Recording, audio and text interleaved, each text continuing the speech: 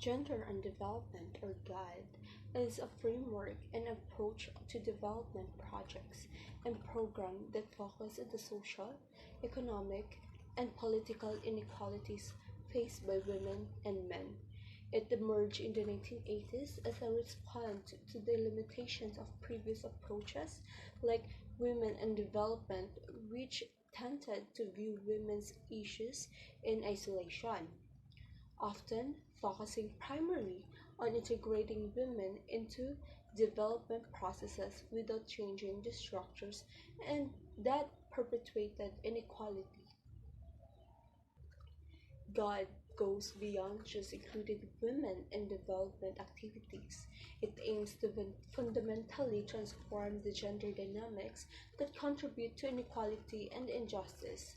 This approach emphasizes the need to challenge existing gender roles and relations, and to ensure that both men and women can influence, participate in, and benefit from development processes. Key aspects to God include a focus on social constructs of gender roles, power relations, and ensuring that gender equity is a central component in all development initiatives.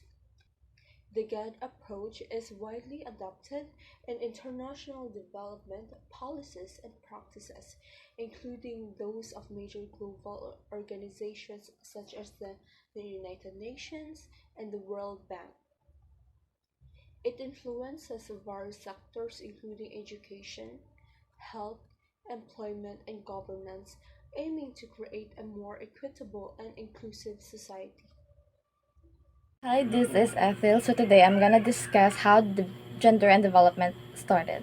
So gender and development started way back on 1980s. No, which is it's an alternative way, alternative to the women and development, which is WID approach. So unlike the women and development, no, the GAD, which is the gender and development approach, dili ra siya nag-concern specifically sa mga babae. So, but with the way in which a society assign roles, like kanang assign roles, responsibilities, and expectation to both men and women, no, the gender and development applies also gender analysis to uncover the way which ang kuan mga lalaki o mga babae will work together.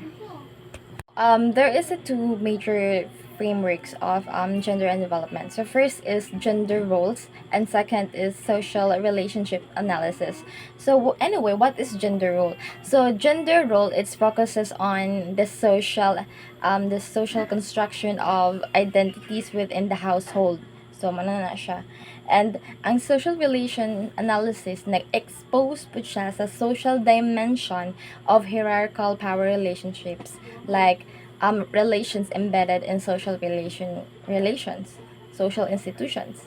So that is the social relations. So kanang gender role, it's either like unsay trabaho sa babae sa balay, unsay trabaho sa mga lalaki sa panimalay. So that's what we call the gender role. So the two major frameworks is also to determine influence relative positions of men and women, because there is when it comes to some, especially the gender roles of panimalay, there is a differences, but at the same time it's also a problem to nowadays nga dapat ang babae kani, dapat ang babae kabalo mo laba, dapat ang babae kabalo mo luto, but at the same time it is just a basic household chores, which is it can also do to men. So in the two major frameworks that I have mentioned earlier, no, it's also the determine the influence on relative position of men and women in the society. It's an attempt to create gender equality nga nag-denote siya nga women have same opportunities as men, including ability to participate in the public sphere. So example po na is before where women are neglected, they also told nga women cannot lead in leadership, which is totally wrong, because women can do whatever they want, especially on any positions. But in gender and development policies, nag-aim pud siya nga mag-provide pud siya din mag-pursue pud siya sa full equality and development for men and women. So, it is approved and adopted by former President Fidel V. Ramos as Executive Number 273 on September 8, 1995, it is the successor of the Philippine Development Plan for Women, 1989 to 1992, adapted by Executive Number 348 of February 17, 1989. So, 3 years after atong pagawas ni President Fidel V. Ramos for that executive, no, the Department of Environment and Natural Resources (DNR), in order to strengthen the DNR GAD focal point system of accomplishing the GAD vision, partnership of empowered men and women for sustainable development. So it was stated under Republic Act Number 10, 9710, otherwise known as the Magna Carta of Women. The Magna Carta of Women was approved on August 14, 2009, which nagmandate siya nga non-discriminatory gender equality and equity measures to enable women's participation in the formulation, implementation, and the evaluation of policies and plans for national and regional and local development. Actually, this is a big problem before, pero nagkahinay-hinay siya sa 21st century because there are we have already Republic Act, we have also executive number for a rights for every woman, because at the same time, since before women are neglected to all platforms, it is very unfair for us. But now na namitingog, na nami rights for do whatever we want nga, we can enjoy it until now. Hello everyone, this is May Angelica Kaidik, and today we're gonna discuss about the LGBT culture in the Philippines. Lesbian, gay, bisexual, and transgender, or the LGBT people in the Philippines, have a distinctive culture but limited legal rights. Gays and lesbians are generally tolerated, not accepted. Within, there is still widespread discrimination. The most visible members of the Filipino LGBT culture are the bakla. It is a distinct group in the Philippines. According to the 2002 Young Adult Fertility and Sexuality Survey, 11% of sexually active Filipinos between the ages of 15 and 24 have had sex with someone of the same sex. Filipino poet and critic Lilia Quindoza Santiago has speculated that Filipino culture may have a more flexible concept of gender because kasarian, the Tagalog word for gender, is defined in less binary terms than the English word gender. So the kasarian means kind, species, or genus. The English word gender originally also meant kind. And now let's talk about the bakla. A bakla is a gay man who displays feminine mannerisms, dresses as a woman, or identifies as a woman. The term itself is not the equivalent of the English term gay, but bakla are the most culturally visible subset of gay men in the Philippines. They are often considered a third gender, embodying femaleness or pagkababae in a male body. The term bakla is sometimes used in a derogatory sense, although bakla people have largely embraced it. Bakla individuals are socially and economically integrated into Filipino society and are considered an important part of the society. The stereotype of a bakla is a parlorista, a cross-dresser who works in a beauty salon. And Miss Gay Philippines is the beauty pageant for the gays and many other pageants. The next is slang terms for the LGBT people and concepts. In the Philippines, the term gay is used in reference to any LGBT person. For Filipino gays, the Tagalog phrase paglaladlad ng kapa or unfurling the cape or more commonly just paglaladlad, unfurling, or unveiling, refers to the coming out process. Tibo, T-bird, and tomboy are derogatory terms for butch lesbians, just as bakla is for effeminate gay men. Some lesbians, but both butch and femme, use the terms magic or shungril to refer to themselves. Neutral slang terms for gay men include billy boy, badet, bading, and paminta. Straight acting gay men. That is paminta. While many of these terms are generally considered derogatory, they are sometimes used casually or jokingly within the Filipino gay and lesbian community. For example, gay men often refer to their gay friends as bakla when talking to each other. Okay, let's proceed. Let's talk about the LGBT rights in the Philippines.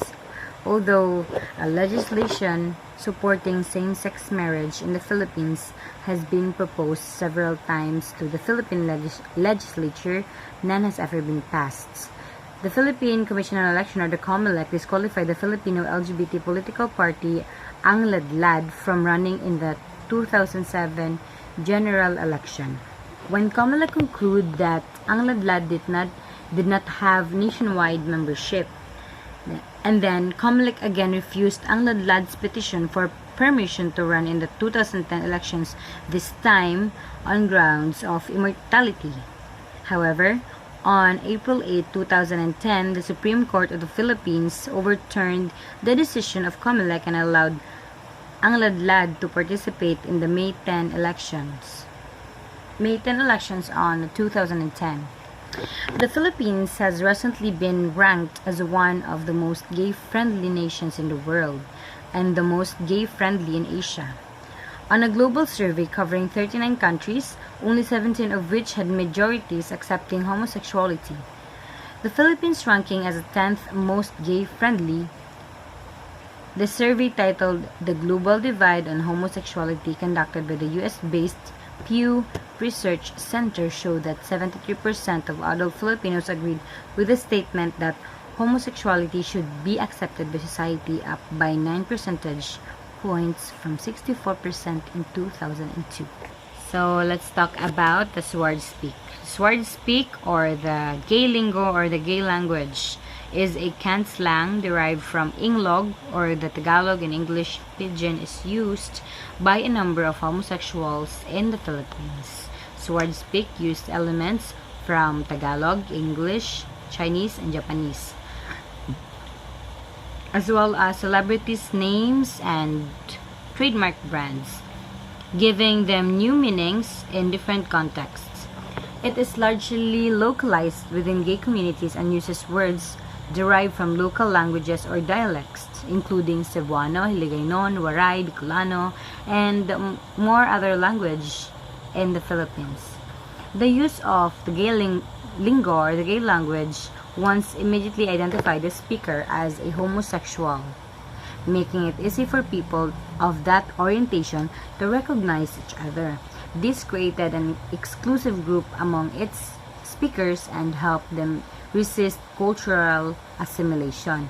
More recently, though, straight people have also started to use this way of speaking, particularly in industries dominated by gays, such as fashions and industries. That's all. Thank you.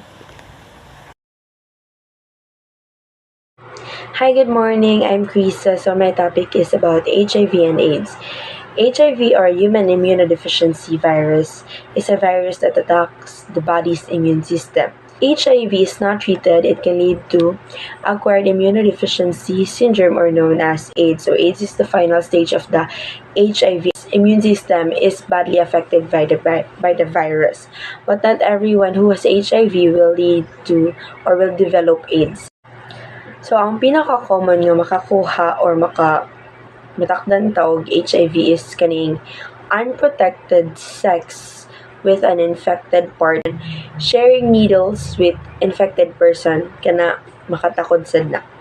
So the virus is not spread by casual contact, such as like hugging or closed mouth kissing, mosquitoes or pets, participating in sports, touching items that were touched by a person infected with the virus, eating food handled by a person with HIV.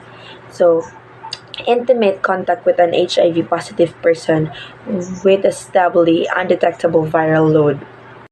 So now let's go to the symptoms sa HIV. Ang symptoms niya is just similar like sa mga flu or other viral illnesses. So this includes fever and muscle pains, headache, sore throat, night sweats, mouth sores, including yeast infection, swollen lymph glands, and diarrhea. There's what we call the stage 1 of having HIV, acute HIV infection. Stage 1 progresses over a few weeks or a month to become chronic or asymptomatic HIV infection. We have the stage 2 is no symptoms. This stage can last 10 years or longer. During this period, the person might have no reason to suspect they have HIV but they can spread the virus to others. Wala kay symptoms, inana, dili nyo like continuous lang yapon ka nakig sex with others. So dili ni mo ma-determine nga naa kay HIV kay wala ka nagpa-check up. So while nakig-sex ka sa lain, ma-spread gyud na siya nimo.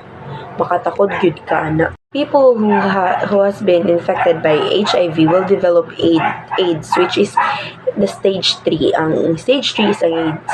Some people develop AIDS within a few years of infections. Others completely healthy after 10 or 20 years, called long-term non-progressors. So, ang stage 3 is ang AIDS na yun, which people with AIDS have had their immune system damaged by HIV. They are at very high risk of getting infections that are uncommon in people with healthy immune system. These infections are called opportunistic infections and can affect any part of the body. This can be caused by bacteria, viruses, fungi, and protozoa. Kaning mga tao nga naa na AIDS kay high risk na ni sila nga magka-cancer, especially sa lymphomas and skin cancer called Kaposi sarcoma.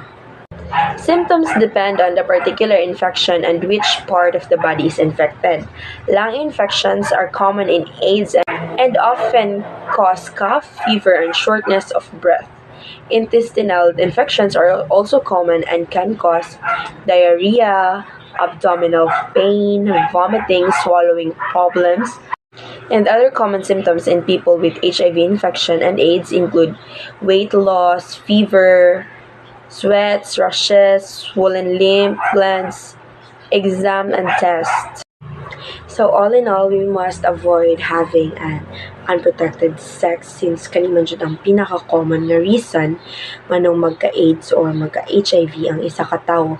And then, if ever infected na jud, do not be hesitant to do check-up aron napay chance nga di mo grabe ang HIV nga ang virus nga na sa imong body. And though wala jud cure ang HIV or ang AIDS, pero nara sa treatment na para mas mo lessen, mas dili siya mo grabe nga mulid gyud siya sa AIDS. Pero pwede ra siya makontrol with HIV treatment maskin pag wala siya cure gyud. So I think that's all for my part.